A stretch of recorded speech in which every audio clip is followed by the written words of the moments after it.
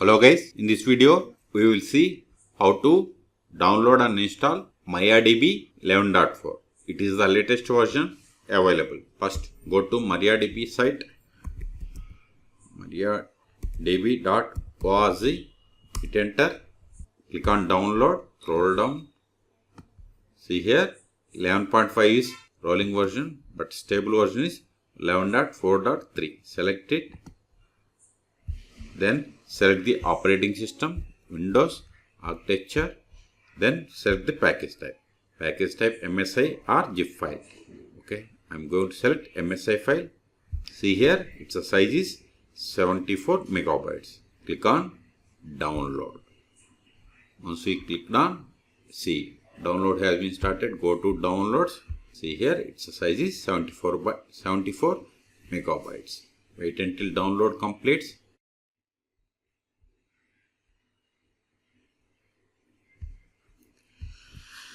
See, download is completed. Now click on MariaDB MSI file. Click on run. Click on next. Select I accept the terms in the license agreement and click on next.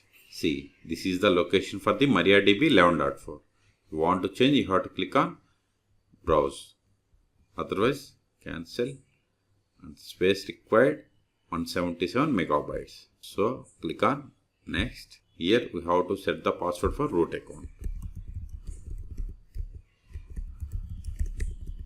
Then this is the data directory. Again, if you want to change, you have to click on browse. If you want to enable access from remote machines for root user, you have to check the checkbox. Otherwise uncheck and click on next. See, this is the port number and this is the service name in the services application. Buffer pool size and page size. Okay.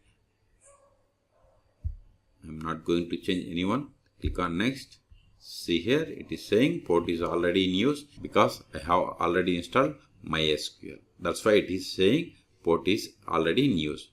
But in your case, it won't throw error if you haven't installed MySQL. So I'm changing it to 3307. But in your case, don't change. Click on next. Click on install.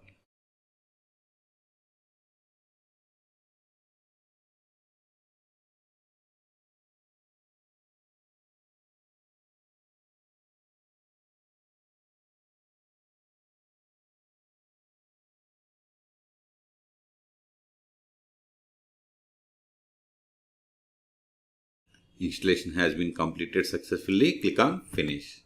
Now go to start, all applications, go to MariaDB folder. See here we have the MariaDB folder 11.4.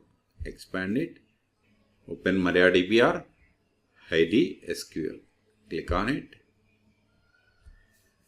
See, click on open. See, this is the GUI tool for the MariaDB. You want to create database, right click here and click on select create new, then select database. Give the database name as R2 schools, then click on OK. See, new database is created. This is the one way of connecting to MariaDB. Another way is, if you have installed dbviewer, then you can connect. Click on dbviewer. Here it is asking dbviewer password, not the MariaDB. Now click on this connection button, then select the MariaDB. Select it, click on next. Here port number is 3306, but I have changed it to 7. But in your case it is 3307. Then give the database name. Then provide the password for root account or root user. Then click on test connection. Click on download drivers. It is success, connection is connected. Then click on finish. If you expand this one, databases, see here we have the R2 schools. That is the user database that we have created. The last option is we can also connect from MySQL Workbench. If you haven't installed MySQL Workbench, you can go through the video description. There is a link for MySQL Workbench. You can install it. Okay. click on this plus button, then give the port number 3307, because again, as I told you earlier, port number is 3307 because I have changed it to 3306 to 3307. But in your case, it is 3306. MariaDB 11.4. Then click on store in vault for password. Click on OK. Click on text connection. Continue anyway. Successfully connected. Click on OK. Click on continue anyway. See. Now let us create another schema. Test 1. Click on apply. Click on apply. Finish. See, new database or schema is there.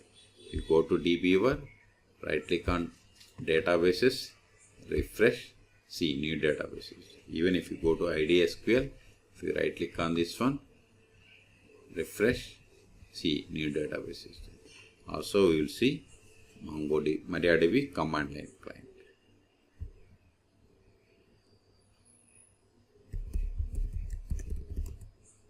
See, we have connected to MariaDB. Show databases. See, here we have the new database. Let us create another database. Create database R2 admin. Put semicolon.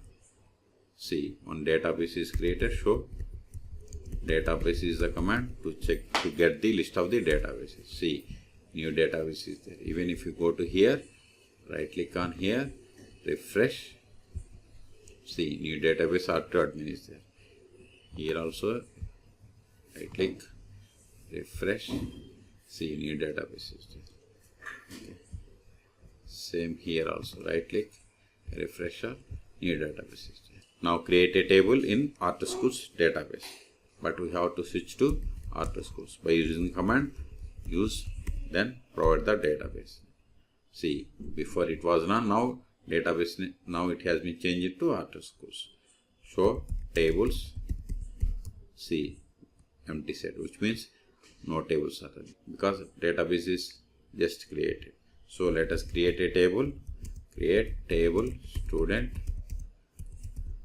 sname int primary key sname varchar 50.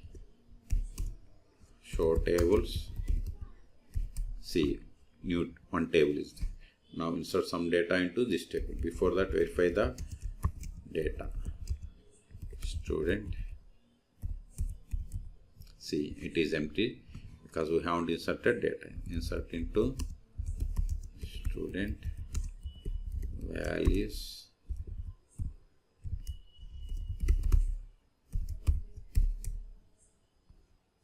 Insert one more row.